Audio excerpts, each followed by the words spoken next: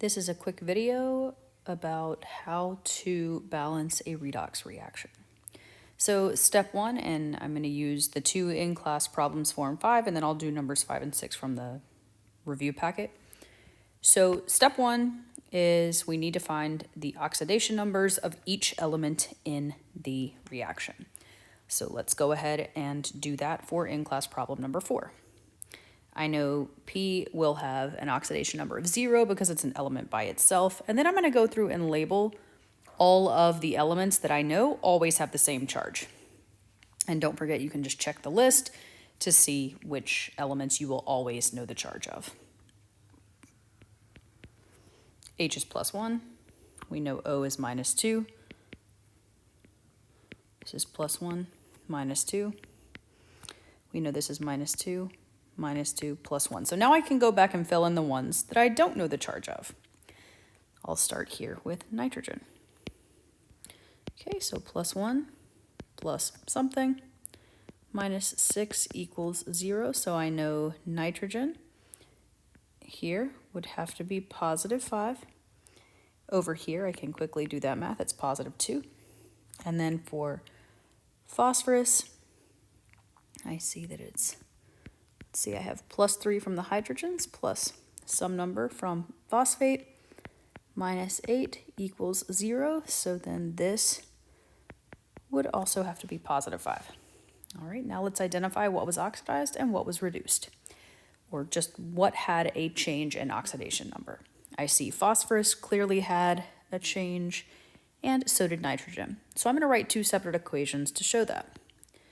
Phosphorus went from a charge of 0 to a charge of +5. Nitrogen went from +5 to +2. So let's think about which one was oxidized and which one was reduced. I see that the charge of phosphorus became more positive, meaning it was oxidized and it must have lost 5 electrons, so I show those on the product side because they were lost. And nitrogen, on the other hand, must have gained 3 in order to become nitrogen with a +2 charge. Thinking about the conservation of mass, I know that the number of electrons that I lost has to be equal to the number that I gained. Well, 5 and 3 are not equal, so let's balance those out so that they are equal. The least common multiple of 5 and 3 is going to be 15. So I'm going to multiply this by 3. And this by 5.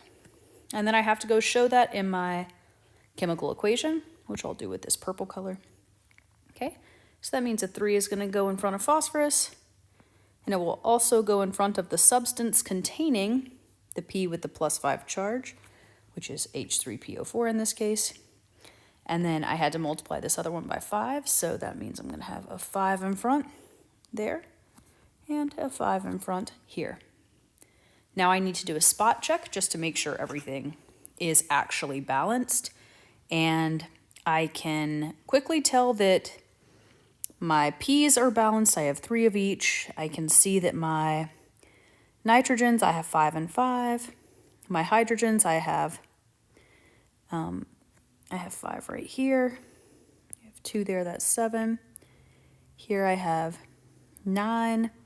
So then I would want to add a 2 in front of H2O because 5 plus 4 is 9 as well. And then my oxygens, I have 15 plus 2, so that's 17. And I have 5 plus 12, which is also 17. So this is now balanced both in the electron transfer and in the elements. Okay, I'll show another one. So let's look at in-class problem number 5, and let's go ahead and label all the oxidation numbers. I'm going to do the easy ones first, so -2, that would be 0. We know O is -2, H is +1. We know alkali metals are also +1, -2, -2. Alkali metals are +1. Okay, let's fill in everything else. This PB has to be +4. The PB here has to be +2. And then the SB here has to be, let's see, +1 plus something, minus 4 equals 0. So then SB must be positive 3. Okay, I'm going to write out my little half reactions for the substances gaining and losing electrons.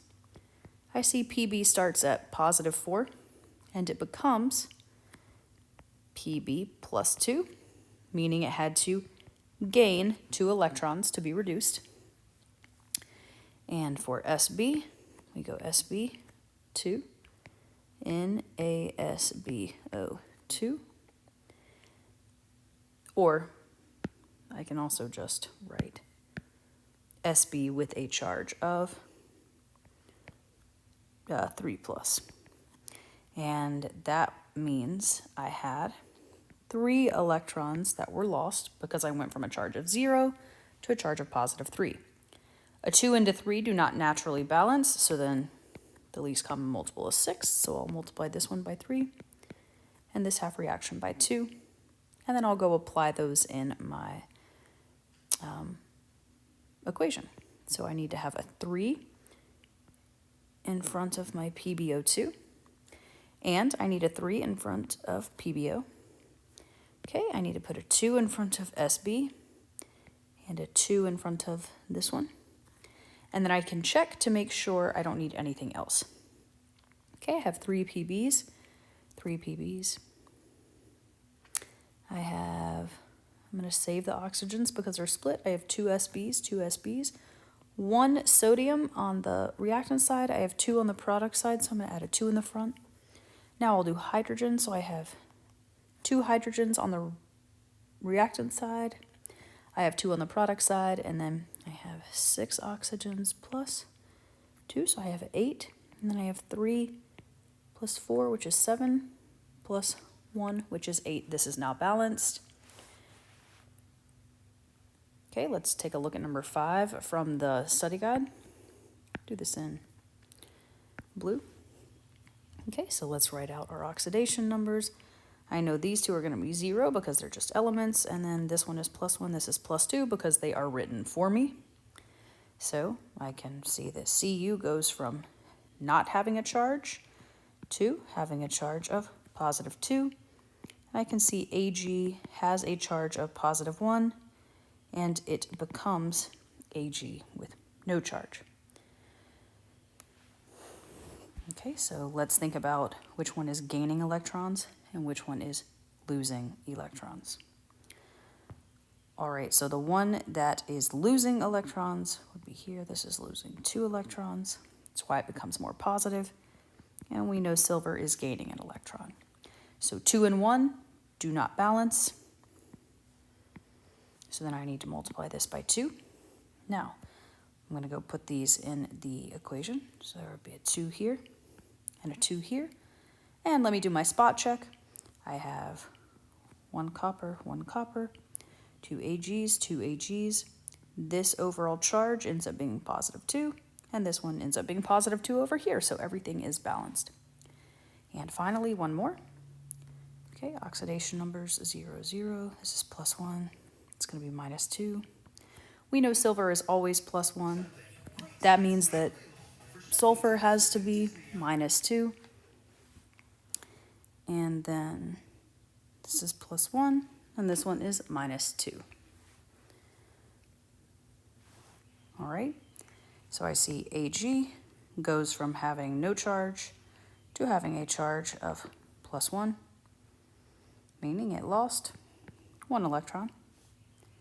And oxygen also went from having no charge, notice that's O2, to having a charge of minus 2. Okay, so then here, that means I must have gained 2 electrons. So again, I have 1 electron lost, but 2 being gained. That does not balance, so I'm going to need to go do a times 2. All right, so I'm going to put 2 in front of here. And, all right, so I see that I already have a 2 written here. But that doesn't necessarily mean that I do not need this 2. This is where we're going to check. So I have 2 options. Number one, since I know I need a 2, I could have my 2 here and then not write a 2 in front of Ag2S because I already have this 2. However, if I do that, I can quickly see that this is not going to balance because I have 2 oxygens on the left and 1 on the right. So this is not going to work, and instead I'm going to have to put my 2 in front, so I can leave the 2 in front of both, but again, spot check.